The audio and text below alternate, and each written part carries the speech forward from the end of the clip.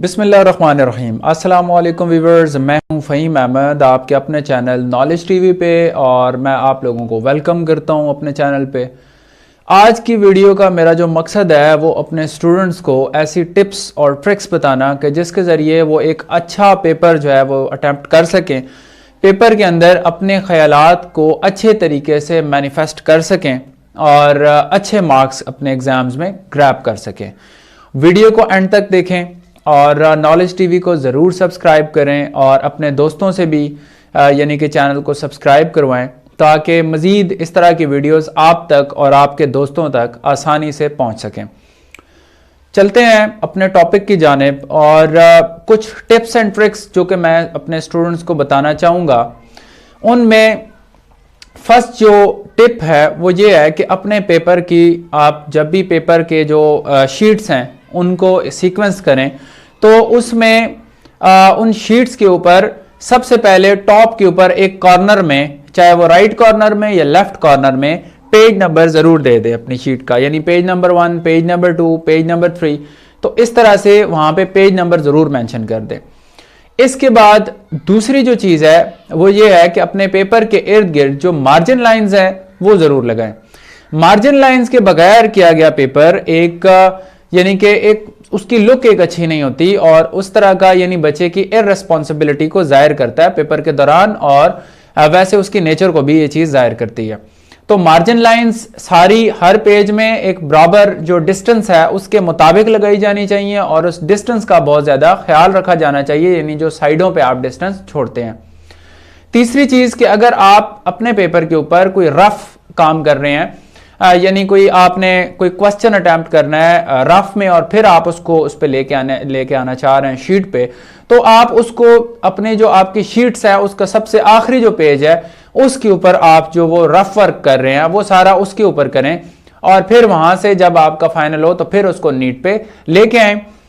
एक तो ये चीज हो गई।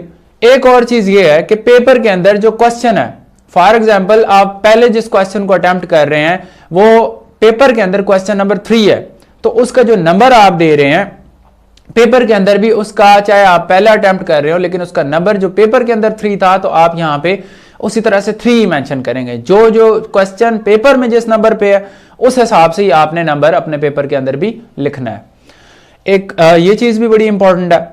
इसके अलावा अब बात आती है हेडिंग्स की, और इसमें हेडिंग्स में आप अपने पास एक ब्लू यानी कि एक ब्लू पेन रखें और एक ब्लू मार्कर हो, या एक मार्कर हो तो ज्यादा अच्छी लुक आती है उससे, ब्लू एंड ब्लैक मार्कर से।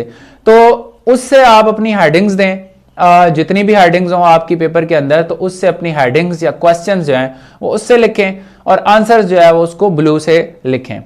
एक तो ये चीज इंपॉर्टेंट है।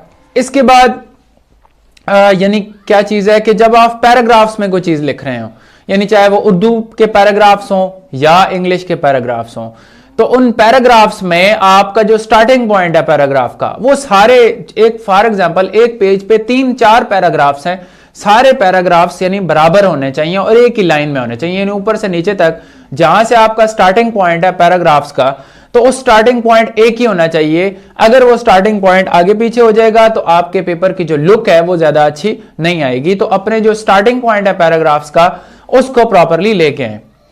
अब जब आप पेपर अटेम्प्ट कर रहे हैं और एक लॉन्ग वर्ड आ गया, यानी कि 3-4 सिलेबल वाला वर्ड आ गया, 5 सिलेबल वाला वर्ड आ गया, अब आधा वर्ड आपका एक लाइन में आया और आधा बच गया है, तो उसको लाइन से बाहर ना लेके जाएं बल्कि उसको नीचे वाली लाइन पे ले जाएं और जो ही आप वर्ड लिखें तो उससे पहले छोटी सी एक साथ उसके लाइन लगा दें।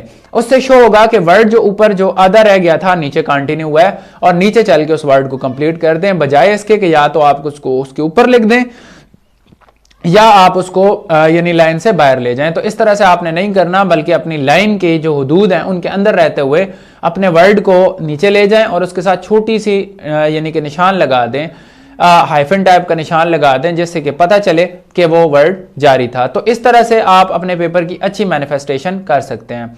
अपने रोल नंबर्स जो हैं उनको केयरफुली लिखें, उनको गलत ना लिखें, अपने नाम और सारी चीजें, इन सारी चीजों को अपने माइंड में रखें। इसके अलावा जब आप पेपर के अंदर कोई रिपोर्ट लिख रहे हो, इंग्लिश के पेपर के अंदर कोई लेटर लिख रहे हो या इस तरह की एप्लीकेशन टाइप की चीजें, तो इस तरह या सीवी बनाते हुए तो अपनी पर्सनल डिटेल्स आपने पेपर के अंदर नहीं डालनी, बल्कि इसके अलावा आपने कोई भी ABCD, कोई भी सिटी और यानी कि स्टार्ट में जो आप अपना एड्रेस लिखें तो एग्जामिनेशन हॉल ABC सिटी, तो इस तरह से इन चीज़ों को लेके चलें। अपनी कोई भी ज़ाती जो रेफरेंस है, पर्सनल जो रेफरेंस है, वो आपने वहाँ पर नहीं देना। तो इन सारी चीज़ों को आपने कंसिडर करना है और पेपर को यानी एक सीक्वेंस में लेके चलना है और हर उस चीज़ को अटेम्प्ट करना है जहां से आपको अटेम्प्ट करने की ज़रूरत है। एक्स्ट्रा अटेम्प्ट नहीं करनी। क्वेश्चंस के अंदर जहां पे चॉइस मौजूद है तो चॉइस पे आप जो क्वेश्चन छोड़ना चाहते हैं उनको छोड़ दें और उनको अटेम्प्ट नहीं करना। एक्स्ट्रा क्वेश्चंस अगर आप अटेम्प्ट करेंगे तो उनके मार्क्स आपको नहीं मिलेंगे। स्टूडेंट्स, ये तो थी कुछ टिप्स आप लोगों के लिए पेपर सोल्यूशन से रिलेटेड। कमेंट सेक्शन में ज़रूर आगाह कीजिएगा कि ये वीडियो आपके लिए किस हद तक हेल्पफुल रही है। नॉलेज टीवी को सब्सक्राइब करें और नॉलेज टीवी के साथ जुड़े रहें, वीडियोस को वॉच करें ताकि नॉलेज टीवी मज़ीद ग्रो करे और आप लोगों के लिए मज़ीद इस तरह की वीडियोस आती रहें। Thank you. अल्लाह हाफिज़।